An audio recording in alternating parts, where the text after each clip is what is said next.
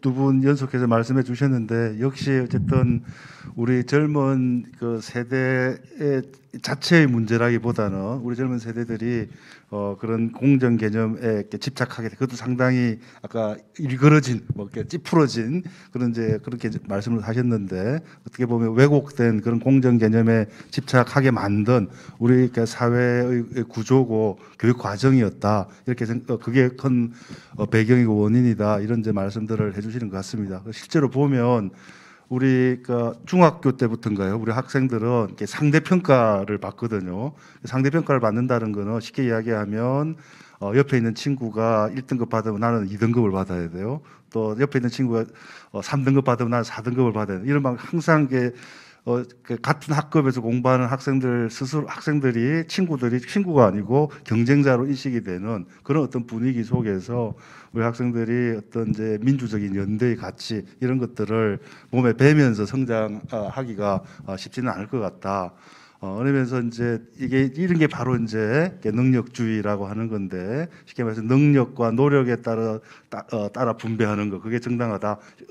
그때 능력이라고 하는 것은 이제 이게 명문대, 좋은 학벌 이런 걸로 이제 대치가 되는 거죠. 그러면서 명문대 나오고 좋은 대학 나오고 좋은 학벌 가지고 자격증 가지고 이런 사람들은 우리 사회에서 이렇게 고소득을 누리면서 사회적으로 좋은 대우를 받으면서 살아갈 자격이 있고 그렇지 못한 사람들 이른바 지잡대 나오고 또 대학을 못 나오고 이런 사람들은 비정규직이나 허드렛 일 같은 일을 하면서 그러니까 삶의 안정성을 갖지 못하고 불안한 속에서 전전긍긍하면서 갈 수밖에 없는 거고 그게 당연하다라고 생각하는 그런 방식의 이제 세계관 이런 것들이 우리 청년 세대들에게도 몸에 배이게 된 것 같습니다.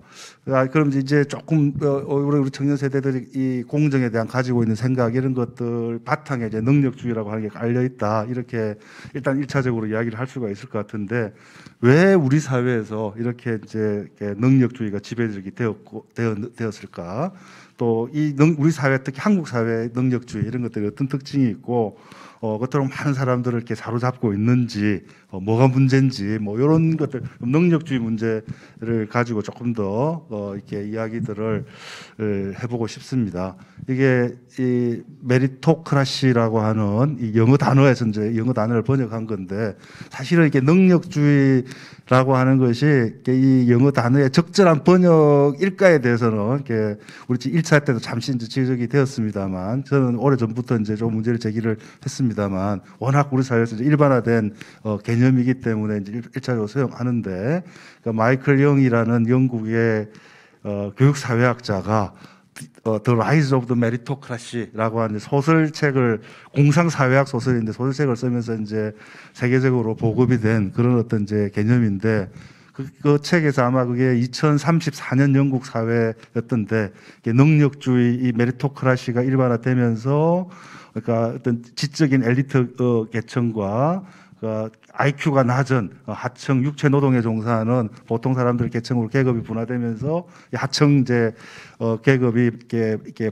폭동, 반란, 혁명을 일으키는 그런 이제 과정, 그게 왜 그런 일들이 일어났는지 이런 것들을 묘사하는 그런 이제 소설을 썼는데 저는 그 소설을 읽으면서 이런 소설에서 묘사하고 있는 거는 다름 아닌 우리 한국 사회 알까? 이런 한국 사회야말로 어쩌면 더 적나라하게 그렇게 능력주의가 나타나고 있는 여러 가지 문제들을 보여주는 그런 전형적인 사회가 아닐까? 오히려 그 공상 사회학 소설보다 훨씬 더 아주 생생하고 이렇게 아주 이렇게 우리들을 공포스럽게 만들 그런 어떤 방식으로 우리 아주 디스토피아적인 그런 어떤 현실이었는데 그런 그런 모습을 보여주는 게 아닐까 이렇게 갑자기 말이 잘 안 나오는데 어쨌든 그런 생각이 드는데 우리 한국 사회와 연결시켜서 이 능력주의 문제를 한번 다뤄봤으면 좋을 것 같습니다. 어느 분께서 먼저 말씀을 해주실까요? 우리 목 교수님이 아무래도 먼저 이야기를 해주시는 게 좋을 것 같은데 지난번에도 한번 말씀을 하셨던데. 그러니까 제가 아까도 말씀드리고 다른 분들도 이제 말씀해 주신 것처럼 경제적 불평등 심화가 사실은 큰 원인이죠. 근데 경제적 불평등 심화는 계속돼 왔거든요. 언제 한번 우리가 평등으로 간 적이 없이 경제적 불평등이 심화되어 왔는데 이 심화되는 정도가 최근 들어서 극심화된 게 이제 문제가 아닐까 이런 싶은 생각이 들어요. 그러니까 이제 촛불 집회라고 하는, 그러니까 제가 아까 이제 어떤 정의로운 사회를 꿈꾸려면은 어떤 사회 협력의 경험이 필요하다는 말씀을 드렸었는데, 촛불 집회를 통해서 이제 대통령을 탄핵을 시킨 그 경험이 굉장히 이제 이 젊은 층한테 있어서는 사회 협력이 아주 중요한 자산이었던 것 같아요. 희망이 보인 거죠. 아, 이제 대통령도 이제 탄핵한 그런 적이 없었던 우리 사회에서 처음으로 이뤘으니까 이 협력의 경험을 가지고 좋은 정부가 설립되어서 좋은 정부가 이 문제들에 대해서 제도적으로 잘 극복해 줄 것이다 라고 하는 기대를 한 몸에 이제 주었던 것 같아요. 근데 이제 기대를 받고 태어난 정부가 사실은 그 이후에 뭐 이제 조국 사태라든지 LH 사태라든지 이런 경험을 통해서 아마 실망감을 낳은 게 아닌가, 배신감도 낳은 거죠. 그러니까 실망감과 배신감을 낳으면서 희망이 상실된 게 아닌가 싶어요.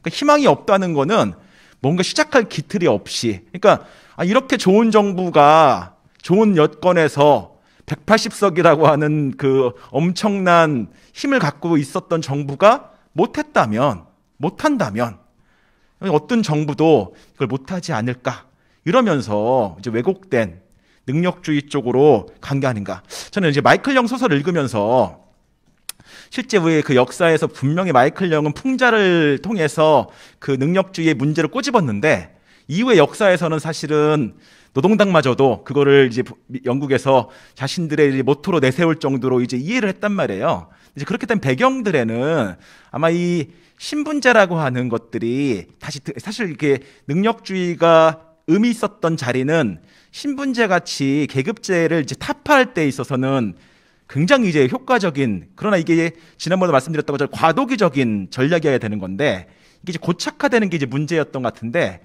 이제 그 촛불 집회 이후에 생겨난 정부가 이제 실패하는 것들을 보면서 실망하면서 그 귀결된 모습이 다시 신분제로 회귀되는 것이 아닌가라는 생각을 한 것 같아요. 그러니까 이제 역사가 회귀됐기 때문에 신분제를 깨야 되는 거죠. 이제 더 이상 혈연, 지연, 문화자본 같은 그런 영향력에 의해서 세습되는 것들을 막기 위해서는 시험 점수밖에 없다. 이런 시험 지상주의에 이런 방식으로 흘러간 게 지금 우리 사회에서, 한국 사회에서 능력주의 열풍을 일어나게 된 계기가 아닌가.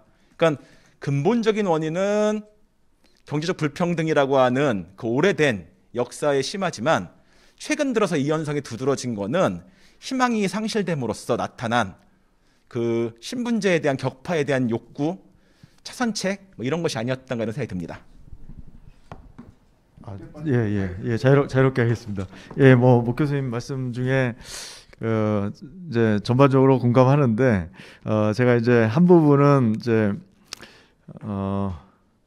과연 이제 저는 사실 이게 맞는지 모르겠어요. 목 교수님은 이제 능력주의 열풍이라고 말씀하셨거든요. 그리고 사실 우리 사회가 마치 능력주의가 정말 팽배한 것 같이 그려져 있는 건 사실인 것 같아요. 이 신문이라든지 이런 데서. 그래서 사실 저는 이것에 대해서 과연 우리 사회 청년들이 능력주의에 공감하는가, 이게 공감대가 정말 넓은가, 이건 좀 경험적으로 확인해보고 싶다는 생각이 듭니다. 저는 그게 아니기를 바라는 마음이고요. 목 교수님께서 말씀하셨던 그 이제 최근에 일련의 어떤 정치적인 어떤 경험들, 이런 경험들이 청년들을 실망시킨 면이 있는 건 분명한 것 같습니다. 근데 사실 그거는 뭐 40대나 50대도 비슷할 것 같아요.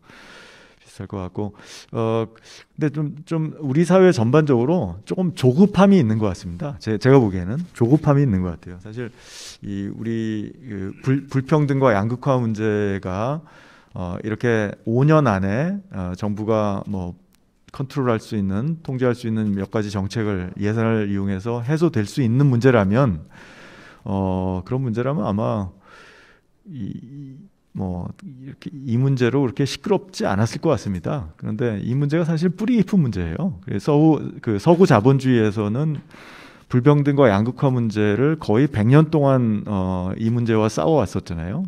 처음에는 이제 노동과 자본의 대립 구도에서 시작했었고, 그때는 굉장히 위기가 있었죠. 거의 자본주의가 멸망할 거다, 이런 위기까지 있었고요. 사회주의 운동이 어마어마하게 번지고 있었고요. 근데 이제 그걸 잘 극복했잖아요. 극복한 걸 이제 사회 개혁을 통해서 극복한 거고, 그리고 전후에도 계속 복지국가 자본주의가 발전하게 되는 과정도 결국은 이 불평등과 양극화, 그 공정의 문제를 어떻게 해결해야 되느냐, 이런 것 문제, 자본주의의 어떤 근본적인 내재적 결함과의 어떤 투쟁의 역사라고 볼 수 있는데요. 그 뭐 재벌이나 대기업, 경제적 강자의 힘을 어떻게 하면 과도한 힘을 그 규제로서 통제하느냐, 그래서 공정한 경제 시장 질서를 유지하느냐, 이 문제도 이 이제 불공정의 문제하고 밀접하게 관련된 거죠. 불평등 문제하고. 근데 우리나라는 이제 이 문제를 지금 거의 20년 동안 이 모든 문제를 해결한다는 건 아마 불가능할 거예요. 그리고 지금 우리가 겪고 있는 불평등 양극화도 결국은 상당 부분이 이 우리가 어떤 시장 경제의 불공정함, 여기에서 기인된 것이기 때문에 이런 구조적 문제 해결은 상당히 지난하다고 생각하고요. 그럼에도 불구하고 지금 이제 5년 동안 할 수 있는 거는 복지 제도를 확충하는 거. 정부가 이제 통제할 수 있는 변수는 예산하고 이제 사회 제도, 복지 제도 이런 것들인데, 그거를 5년 동안 급격하게 바꾸기는 좀 어려웠고, 저도 이제 개인적으로 좀 더 과감하게 사회복지라든지 안전, 보건 이쪽 일자리를 우리는 많이 필요로 하거든요. 지금 뭐 이쪽 우리 GDP가 급격하게 올라갔기 때문에 이쪽에 수요도 아주 많습니다. 많은데 지금 예산이 많이 늘었다고 하는데 실제로 우리가 필요한 만큼 늘지 않았어요. 그리고 공공 일자리 같은 경우는 예산은 많이 늘었는데 그 예산을 운영하는 사람들이 부족한 현상이에요, 지금. 그래서 예산이 제대로 쓰이지 못하는 보건이나 복지나 노동, 산업안전 이런 쪽은 정말 사람이 부족합니다. 그래서 그런 문제가 저도 상당히 실망감이 있는데요. 근데 이제 이 문제를 5년 안에 다 해소한다는 거는 상당히 어렵다는 거는 이제 제가 느끼는 거고요. 그래서 제가 지금 너무 얘기를 장황하게 했는데 그래서 청년들의 이 능력주의 문제는 저도 좀 확인하고 싶은데요. 일단은 저는 이제 아까 그 강 교수님께서 말씀해 주셨고 목 교수님도 비슷한 말씀을 해 주셨는데요. 지금 젊은 사람들이 직면하는 노동 시장이 너무 위험합니다. 너무 위험해요. 여기는 정말 내가 뭐 운이 좋든지 열심히 해서 어떻게 해서든지 좋은 일자리를 못 얻으면 그 다음에는 내가 기대할 수 있는 것은 정말 불행하다고 생각될 수 있는 그런 것들이에요. 그러니까 너무 불안한 거예요. 너무 불안하기 때문에 자기가 하고 싶은 걸 참으면서 사회에서 말하는 능력이라는 것, 아주 협소한 능력 기준 몇 개, 고시라든지 학교 학업 성적, 고시, 뭐 몇 개의 고시, 공기업 이런 시험에서 능력을 인정받는 거 외에는 다양한 능력들을 개발할 수 없는 거예요. 그렇지 않으면 나는 열악한 비정규직이나 정말 중소기업 그리고 뭐 이런 안 좋은 우리 사회에서 안 좋은 일자리로 이제 그 세뇌가 된 그렇게 인식된 그런 일자리들에 일하면서 그런 일자리들은 기본적으로 자기가 몇 시간 일하고 내가 언제 휴가를 가고 이런 것도 자기가 선택을 못하는 일자리예요. 굉장히 불행한 거죠. 그리고도 월급도 그렇게 충분하지 않고요. 그러니까 자기 미래의 삶을 계획하기 너무 열악한 노동시장, 이렇게 불안한 사회에서 젊은 사람들이 정말 뭐 몇 가지 공식적으로 인정받은 몇 가지 시험 성적이라든지 이런 것을 통해서만 내가 성공할 수 있고 안정한 삶을 누릴 수 있는 이런 불안한 사회를 해결하지 않으면 이런 젊은 사람들의 불안감, 그래서 그래서 이제 어떻게 보면 능력주의도 거기에서 오는 하나의 부작용이라고 볼 수 있는데요. 이런 능력주의 같은 협소한 사고에 매일 수밖에 없고, 그러니까 중요한 거는 우리 사회가 좀 더 안전한 사회가 돼야 된다는 겁니다. 노동시장이 더 안전해져야 된다는 거고요. 어떤 일을 하든지 이 사람이 행복한 삶을 계획할 수 있는 그런 여건을 만들어줘야 된다는 거죠. 예, 앞에서 말씀해주신 주 교수님과 목 교수님 이야기들 중에 제가 동의하지 않는 부분도 하나도 없고 다 이제 옳은 말씀이라는 생각이 들고요. 그런데 조금 이제 우리가 이걸 제가 그냥 보조적으로 지표적으로 좀 확인을 해드린다고 한다면 2018년에 한국 리서치에서 어떻게 분배하는 것이 공정한 것인가에 대해서 한국에서 여론조사를 한 게 있습니다. 그걸 보면 이때 이제 우리나라 사람들이 어떻게 대답했냐면요, 개인의 능력과 노력에 따라 보수의 차이가 크면 클수록 좋다에 66%가 동의를 하고 있습니다. 66%가 동의를 하고 있고, 반면에 반대쪽에서 필요에 따른 분배를 이야기했을 때, 분배를 할 때 부양가족 수나 가정 형편 같은 건 고려할 필요가 없다가, 부양가족 수는 고려할 필요가 없다가 60%가량 가고요. 가정 형편은 고려할 필요가 없다가 70%까지 가고 있습니다. 그러면 이게 근본적으로 우리 사회 내에서의 어떤 능력주의적 사고가 사실은 어디에 기반을 하고 있냐면, 사실 열심히 일하는 자만이 자격이 있다라는 어떤 노력주의, 뭐 이렇게 노동윤리라고 해야 되나요? 노동윤리에 기반을 하고 있는 걸 잘 볼 수 있는데, 그런데 기본적으로 우리가 이것을 들여다보면 하나 생기는 문제가 뭐냐라고 하면, 이렇게 또 능력과 노력에 따라 보수의 차이가 크면 클수록, 보상의 차이가 크면 클수록 좋다고 대답하는 사람이 66%인데, 실질적으로 우리가 소득 분배나 이런 걸 들여다보면 지표 하나를, 제가 2018년 지표 하나를 보여드리면요, 이게 노동시장 내 자체에서의 보상 격차가 너무 큽니다. 이게 2018년 연봉 분위별 평균 연봉인데요, 상위 10% 같은 경우에는 이해 9,931만 원이었습니다. 그런데 그 다음 분위 10분위에서 20분위가 5,893만 원, 바로 4천만 원 이상 훅 떨어져 버리는 걸 볼 수 있거든요. 그리고 8분위는 4,500만 원으로 가면서 거기서 또 1,300만 원 이상 훅 떨어지는 걸 볼 수 있습니다. 그래프 자체가 이렇게 그려지고 있는 거죠. 그러면 여기에 이런 보상을 받을 수 있는, 우리가 흔히 말해서 보상의 격차가 좋고 안정적인 보상이 받을 수 있는 이런 걸 우리가 아무리 넓게 잡아도 한 15% 정도밖에 안 되는데, 이 15% 정도에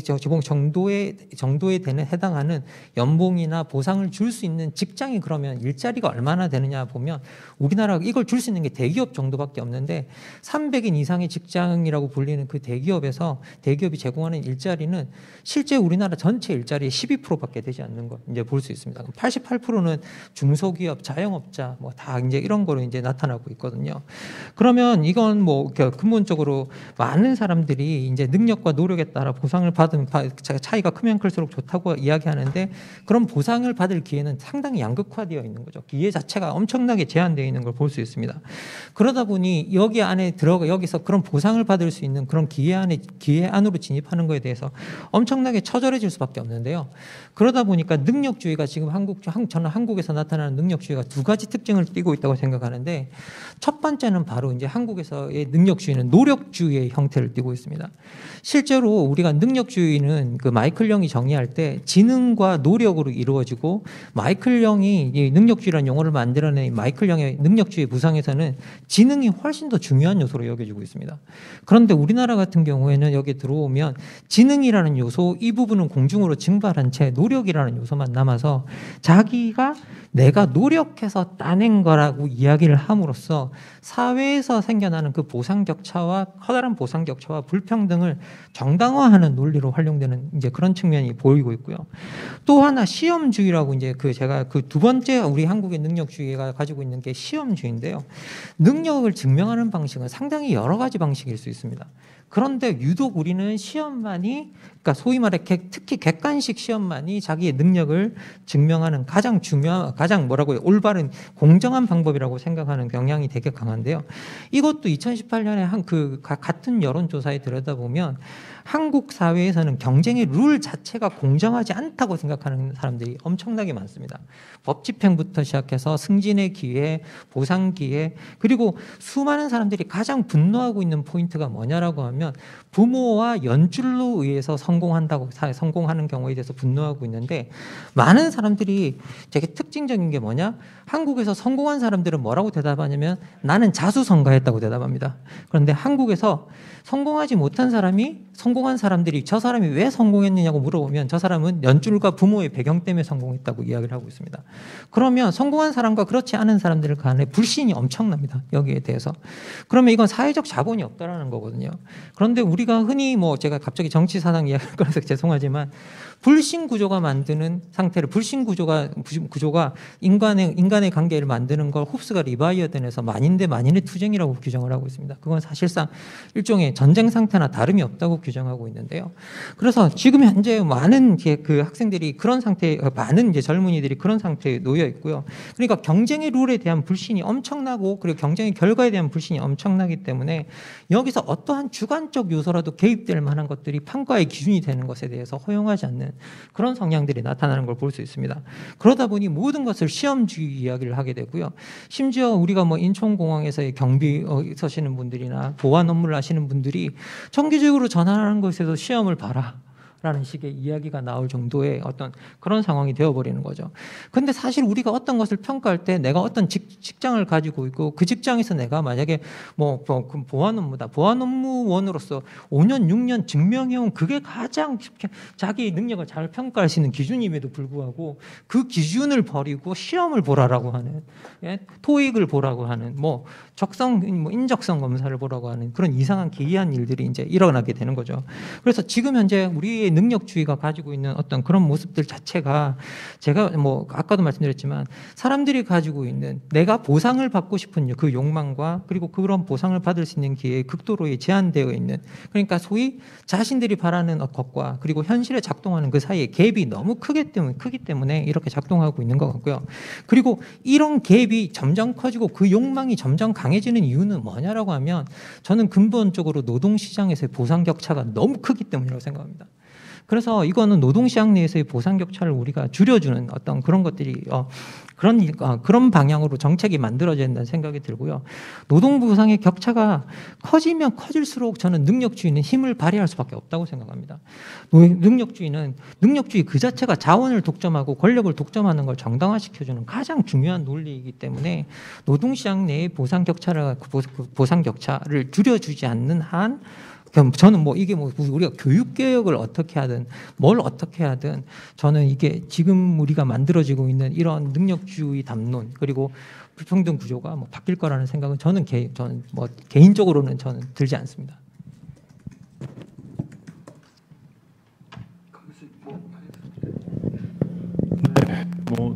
다들 좋은 말씀 너무 많이 해주셔서 간단하게 저는 말씀드리겠습니다. 우리 김만곤 박사님도 말씀하셨던 것처럼 능력주의라는 이제 우리 장은주 교수님 말씀하시는 번역의 문제, 사실 능력이라고 하면 여러 가지를 포괄하고 있는데 과연 능력주의 번역이 맞는지는 좀 심각하게 고민을 좀 해봐야 될 것 같습니다. 그래서 두 번째 말씀하신 사실 한국의 능력주의는 거의 시험주의입니다. 그래서 능력이라는 것을 시험으로 그냥 환산해서 평가하는. 그래서 사실 앞서 얘기한 그 공정성과 같은 얘기지만. 자신의 능력을 입증하고 자신의 능력에 대한 정당한 평가, 그 보상을 요구하는 도구가 아니라 이게 능력주의라는 논의 자체가 이게 정치적 무기화에 대해서 뭐 많이 가진 사람들은 자신의 보상을 공고하고 현상을 유지하는 그런 형태로 좀 활용이 되고 있고요. 또 그렇지 않은 사람들은 이제 다른 사람의 보상에 대해서 비판하는 논거로 사용되고 있고 이런 그런 공정성의 무기화와 비슷한 현상으로 나타나고 있다고 생각합니다. 그래서 이 능력주의가 지금 문제가 되는 것은 과연 이제 뭐 기성세대를 포함해서 젊은 친구들이 이 사회에서 지난번 우리 장은주 교수님이 그런 표현을 쓰셨지만 같이 근거할 수 있는, 같이 존재할 수 있는, 우리가 같이 살아야 된다라는 그런 근본적인 철학적 인식으로부터 시작해서 그거 어떤 논리로부터 가능한가라는 건 고민, 훈련, 그런 경험들이 과연 존재하는가라는 이제 근본적 문제를 좀 제기하고 싶고요. 그래서 지금 우리나라의 능력주의는 뭐 우리가 너무나 잘 알다시피 과거에 이제 교육이 뭐 개천에서 용난다라는 표현이 말하듯이 사회적 이동성이 열린 그런 시기에서는 교육을 통해서 자신의 노력만으로 열심히 해서 사회적 이동이 가능했던 시절이지만 지금은 사실은 우리가 젊은 친구한테 다 물어보더라도 저보다 더 사교육을 받고 있고 그럼 일타 강사 포함해서 비싼 사교육이 효과가 있느냐, 뭐 지표상은 이미 확인된 거고요. 개인적 수준에 물어봐도 전부 다 그렇게 얘기합니다. 다시 말하면 내 능력이 아니라 나의 운에 의해서 나의 능력으로 표현되는 시험 성적이 결정되는 이 상황에서 능력주의는 현상 유지 논리에 지나지 않는다라는 거죠. 그래서 근데 문제는 아까도 우리가 지금까지 얘기했던 것처럼 젊은 친구들 입장에서 직면한 현실이 너무나 팍팍하기 때문에 나의 현실을 극복하기 위한 도구로서는 이거밖에는 사용할 논리가 없는 거죠. 그리고 그런 면에서 본다면 과연 우리가 자신의 능력에 따라 자신이 가진 자질에 따라서 어떻게 노동시장에 진입해서 그나마 좀 바람직한 우리가 살만한 삶을 영위할 수 있을 것인가라는 통로를 마련해 주는 게 가장 중요하다고 생각하고요. 그런 면에서 이제 우리 김만건 박사님 말씀에도 동의를 하지만 저는 추가적으로 이게 결국 복지의 문제라고 생각해요. 다시 말해서 내가 비정규직을 하더라도 내가 열심히 일하면 최소한의 기본 생활을 할 수 있는 요건이 된다면 우리가 나랑 상관없는 내가 할 수 없는 일에 이렇게 목매지 않는 사회가 될 수 있다고 생각하거든요. 그래서 이 복지의 문제, 최소한의 우리가 한국의 선진국이 됐다라고 이렇게 자랑스러워하는 수준에 맞는 정도의 최소한의 기본적인 복지를 젊은 층들한테 제공해 줄 수 있다면 이 문제는 조금 다른 형태로 진화될 수 있지 않을까 이런 생각을 좀 해봅니다. 예, 이게 두루 이제 지금 우리 사회에서 이게 특히 첨예화되고 있는 이 능력주의에 대한 관심의 배경 이런 것들이 어떤 건가에 대해서 여러 선생님들께서 말씀을 해주셨는데, 근데 사실은 이제 조금 우리가 이 문제를 조금 아주 근본적인 수준에서 이렇게 생각을 해볼 측면도 있다라는 생각도 들어요. 저는 사실은 한 10여 년 전부터 이 능력주의 문제에 이제 관심을 가지고 글도 쓰고 이렇게 했었는데